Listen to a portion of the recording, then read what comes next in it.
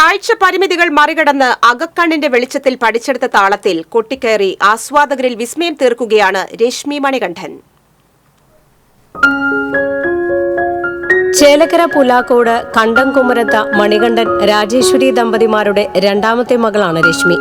ജനനത്തിൽ തന്നെ രശ്മിയുടെ ഞരമ്പുകളുടെ ശേഷി നഷ്ടപ്പെട്ട ഗുരുതരമായ അവസ്ഥയിലായിരുന്നു.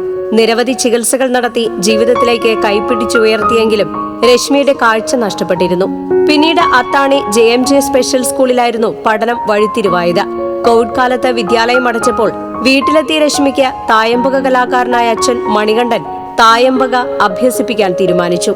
രശ്മിക്ക് തായമ്പക പഠിച്ചെടുക്കാൻ കഴിയുമെന്ന പ്രതീക്ഷയൊന്നും കുടുംബത്തിനുണ്ടായിരുന്നില്ല. എന്നാൽ എല്ലാവരെയും അത്ഭുതപ്പെടുത്തി 2 മാസത്തെ പരിശീലനം കൊണ്ട് 12ാം വയസ്സിൽ തായമ്പകയിൽ അരങ്ങേറ്റം നടത്തി.